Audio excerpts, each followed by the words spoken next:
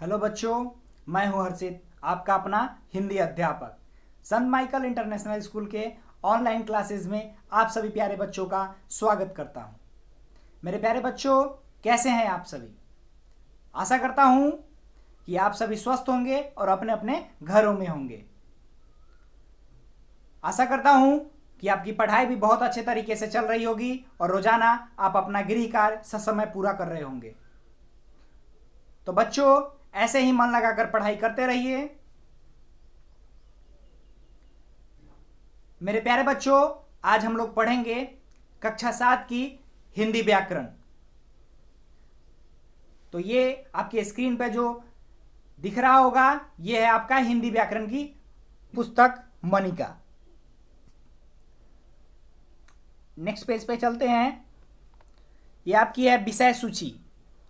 तो बच्चों, इसमें पूरे 27 अध्याय दिए हुए हैं आपके पूरे बुक में। तो हम लोग आज प्रथम अध्याय पढ़ेंगे, भाषा और व्याकरण।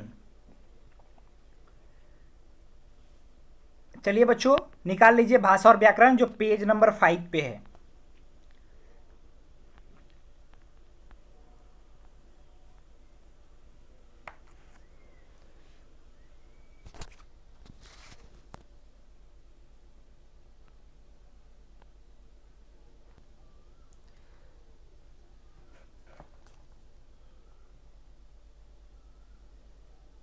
बच्चों, यह है आपका प्रथम चैप्टर, भाषा और व्याकरण, लैंग्वेज एंड ग्रामर।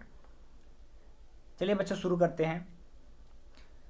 संसार का प्रत्येक प्राणी किसी न किसी प्रकार अपने भावों को प्रकट करता है। जैसे पक्षी चहचहाते हैं तथा विभिन्न जानवर अलग अलग आवाजें निकालते हैं, परंतु मनुष्य एक विवेकशील और चिंतनशील प्राणी है।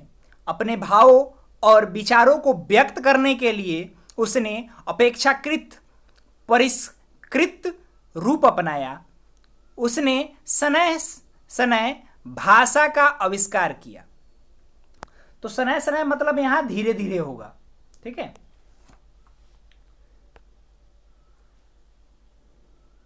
तो जैसे पक्षी जो होते हैं वो बोल नहीं सकते, तो वो आवाज निकालते हैं, चहचहाते हैं।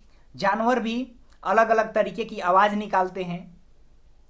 लेकिन मनुष्य ऐसा है जो यह बोल सकता है, बहुत सारे कार्य कर सकता है, सोच सकता है और अपने मन के भावों को प्रकट कर सकता है।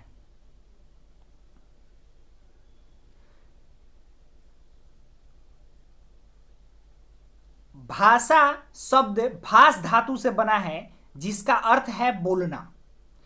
प्रारंभ में मनुष्य भी संकेतों द्वारा अपने विचार व्यक्त करता था, परंतु संकेतों द्वारा अपनी बात को पूरी तरह से कह पाना संभव नहीं है।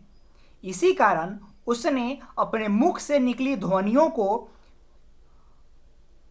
अपनी विचार अभिव्यक्ति का साधन बनाया। धीरे धीरे ध्वनियों से मिलकर शब्द बने और शब्दों से वाक्य और वाक्यों से भाषा बन गई।